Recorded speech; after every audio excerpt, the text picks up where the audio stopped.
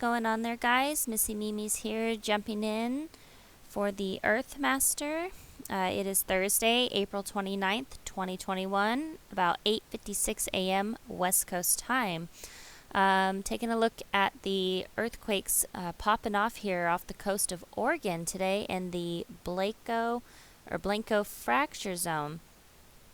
Latest quake was a 3.8. Quite a bit of swarms going on. Started off yesterday, last night sometime, 4.4 and then a 4.3 early this morning off the coast of Oregon, and then we had 3 5s, low to mid range, largest being the 5.4 out here, and then a few more, another 4 and a 3.8 that just occurred. So yeah, there's quite a bit going on off the coast of the Cascadia today. We're gonna check this one. Wait, not this one. Excuse me. Let me roll back down. Yeah, this one. Okay. All right. So yeah, I was at about they're pretty shallow, 10 kilometers in depth. So only 8 reports felt, which is shocking actually, but they are shallow, so they can move. The waves can move onto the land a little bit more than if they were deep, a deeper quake there. Seismic activity in the past, as you can see, it has happened out here quite a bit all along this fault here. It's a strike slip. It is a strike slip fault. So we're going to do a little bit on the Blanco fracture zone this morning, and what it's capable of, and so on and so forth. So, but yes, activity out here has happened before. We're going to jump into the tremor map really quickly, just so we can show you, what's been going on out here. So let's see. This was on the 27th. So 2 days ago, we had 467 epicenters across the Pacific Northwest, up here in Vancouver Island, around Portland, and into the slow slip area, into the southern western part of Oregon here. So that was 2 days ago. Well, yesterday, or let's see, that was 3 days ago? What is today? The 29th? Yeah. 2 days ago was 467 epicenters. Yesterday, it jumped to 575, and it's kind of spread out here. So it's moved up a little to the west of the Vancouver Island area right here. Up here into Portland, just below Salem, and then all the way down to the border of Oregon and California, and into the valley, kind of near my area here. So we've got some deep movement into the plate here. So this is a little concerning, especially with so little happening off the coast of Japan. Japan, when they play a major part in the pressure that we get. So nothing happening over there. It's been very, very quiet. So we are on target, you guys. And as you can see, 2.6 yesterday in outside of Ferndale, California, just at the southern edge of the Cascadia subduction zone here. And then we had a 2.7 near geysers, which would explain, that was this morning, which explains, that the movement and the tremor going on will play a part in what's happening with us this far. But a little bit, there's one 2.5 quake up here by Seattle. And this is the 2.5 and greater. Let's look at the 1-day all magnitudes.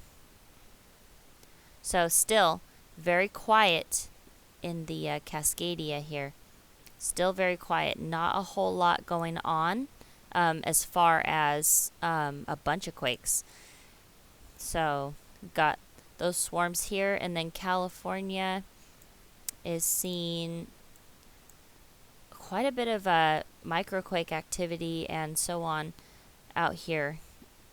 So we've got some swarming going on here at the Macama Fault Zone, which is near Clear Lake in the geysers area. So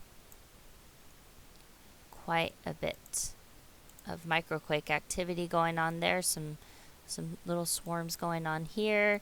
Got some microquakes happening, running along the, and then this is on near the Rogers Creek Fault Zone, Calistoga, California.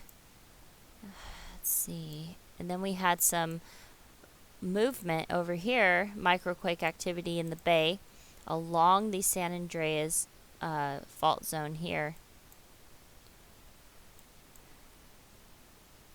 And then some microquakes in the Calaveras Fault Zone area. So the creeping section's got a little bit of activity as well to the west and a little to the northeast of it.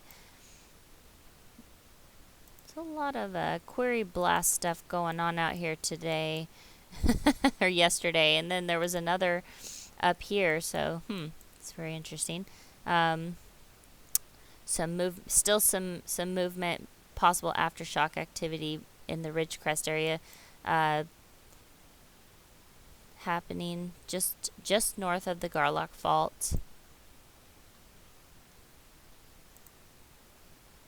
All right, and also a lot of swarm activity still going on down here in the Salton Sea region, and some interesting microquake movement along the San Jacinto fault system and the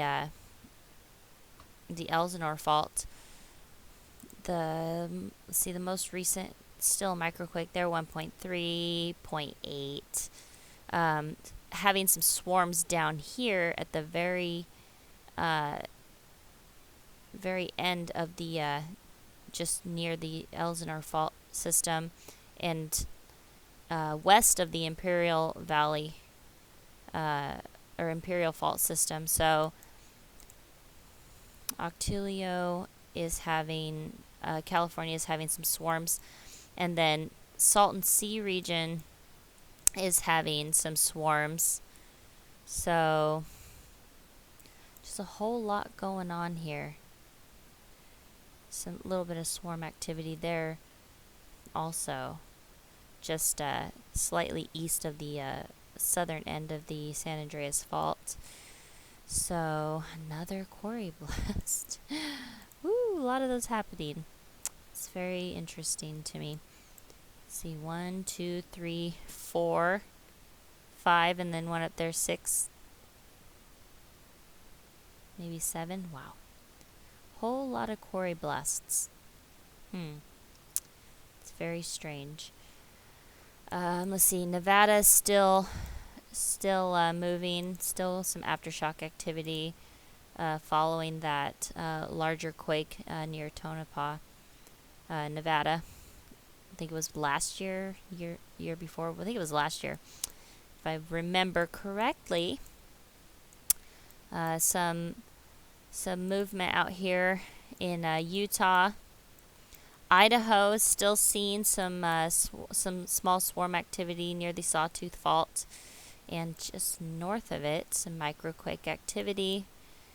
Another quarry blast in Montana. Some microquakes, and around Yellowstone area also seeing a microquake there. So a little bit of movement. Oh, and then just north of the Sawtooth Fault area up here in northern Idaho into the kind of along the border in there in Montana, some more microquakes. So there's quite a bit of movement with the Pacific and North American plate are just, they're on the move right now, and it's mostly because there is nothing going on over here on the western part of the Pacific plate. We have a 4.3 just north of Japan, and then we have a 5.5 that hit last night in the Northern Mariana Islands, just south of Japan. But again, nothing of significance out here. No swarming, no large quakes, nothing. Anything that happens out here, especially large activity, will take pressure off us on the West Coast. But we have the most we have seen over the past, I think, about 3 weeks. I've been tracking this off and on. Low to mid-range 4s have been the most we've seen in this range area here. 1 to 2 every 3 to 4 days. Other than that, nothing. And it's not enough. It's not enough pressure to pull off of us. So I think for sure Japan may be on target, possibly, I'm saying, for a larger quake. And if that doesn't happen, something could pop out here, because it's a balancing act is what it is between these areas. It's a balancing act. When nothing happens here, we get pressure, we get activity out here. When nothing's going on here, it's mostly because it's being pulled here in this subduction zone area. So Japan is eerily quiet. That's all I'm gonna say. It's very eerily quiet, and we need to just be on guard, folks, because a lot can happen or nothing can happen. It's just a matter of watch and wait. Taiwan did see some 4s today, but again, that's it. It's not enough to pull pressure off us. Even that 5.5 that hit out here. How many people felt this, by the way? 0. Well, it didn't shock me as far out as it is, and as deep. It's super deep. 178.6 kilometers in depth. And as you can see, past historical activity shows that a lot of movement and activity happens out here from the past. So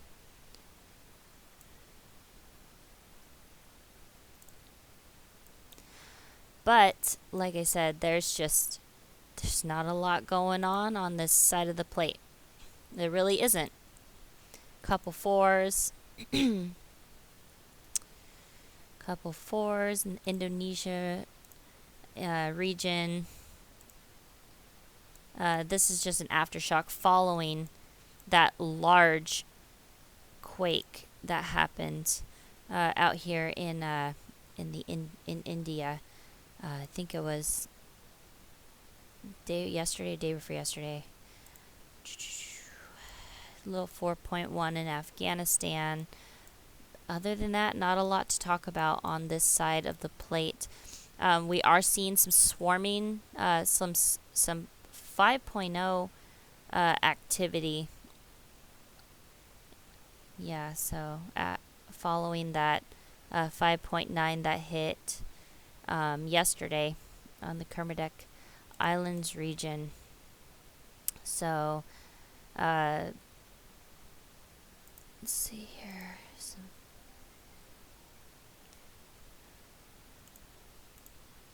Yeah, so quite a bit of 5.0 and upper 4 activity happening out here.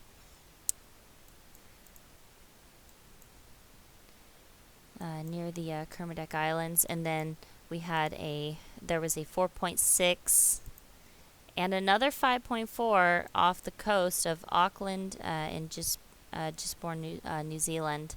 So let's see here. And that was shallow. That one was very deep.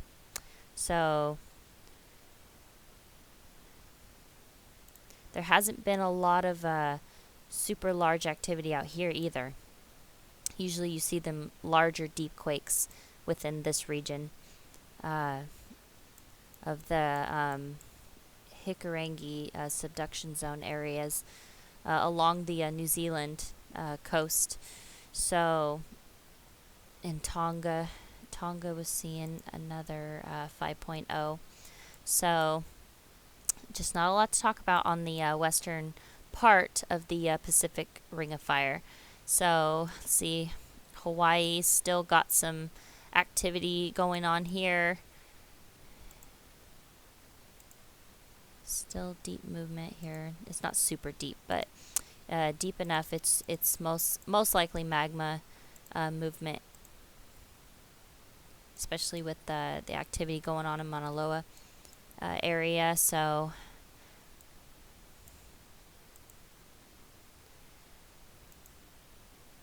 yeah, nothing major still to report out here. It's just still ongoing activity from the volcano, but nothing of major significance. It comes and goes. But as far as this area is, it's not uncommon for the Blanco fracture zone to see large swarms like this.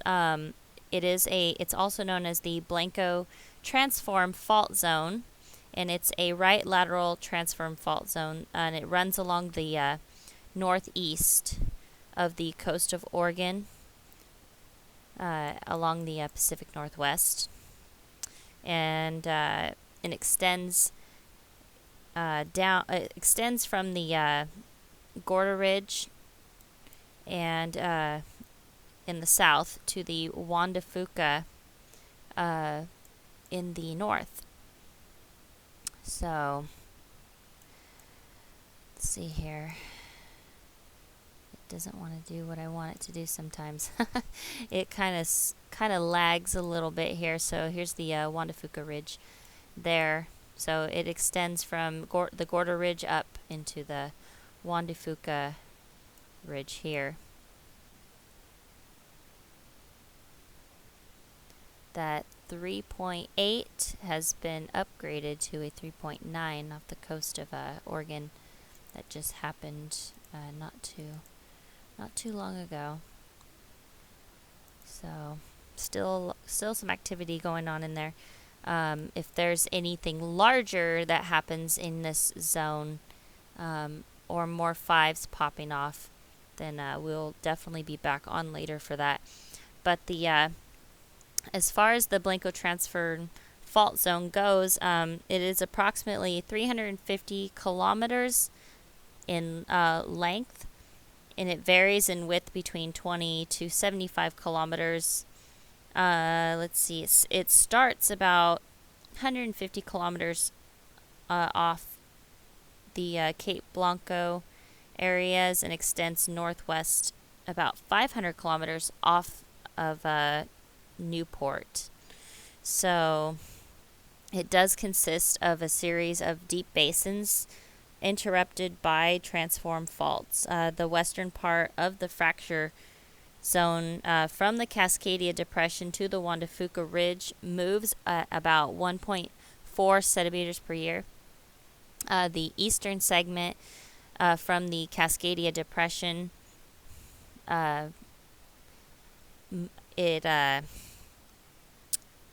to the Gorda Ridge moves at like 3.9 centimeters per year. The whole zone averages a slip rate of about 2.0 centimeters per year. So the Cascadia Channel passes through it, and the Cascadia Depression connects the two halves of the Blanco transform fault zone. Most large events in this zone occur on the Blanco Ridge, as the motion on this fault account for the majority of the plate movement. So a strike-slip faulting occurs in this region. Motion on the fault is parallel to the motion of the plate. Swarms have happened in the past. January 9th, for example, 1994, a large series of swarms occurred in the eastern part of the Blanco Depression. Acoustic signals recorded during these events indicated that a eruption occurred in this zone. Further investigation revealed that an active hydrothermal vent, the first of its kind, was discovered in the transform fault zone. So, and another event that happened was March and April of 2008. A swarm of moderate earthquakes occurred both near and within the Blanco zone. It began March 30th when 600 measurable tremors began occurring north of the zone within the Juan de Fuca plate. So April 23rd, activity moved to the Blanco fault zone itself, near its junction with the Gorda Ridge. And then another series of earthquakes occurred June 2015, spread out over a period of a few days. Some reached magnitudes of 5.8. And then 2019 was another event of 9 earthquakes recorded, ranging in magnitudes of 3.2 to 5.4. Some seismologists think the Blanco fracture zone is capable of producing a 7.0 or larger, but it is a strike slip zone, a strike slip. So. When we're talking strike slip tectonics is concerned with the structures formed by and the tectonic processes associated with zones of lateral displacement within the Earth's crust or lithosphere. So it is one of 3 main types of tectonic regime, the others being extensional tectonics and thrust tectonics. These match the 3 types of plate boundary, such as transform, which is strike slip, divergent extensional, and convergent thrust. Areas of strike slip tectonics are associated with particular deformation styles, including radial shears, flower structures, and strike slip duplexes. This type of tectonics is characteristic of several geological environments, including oceanic and continental transform faults, zones of oblique collision, and the deforming foreland of a zone continental collision. So, but the Blanco fracture zone is a concept of transform faults. So,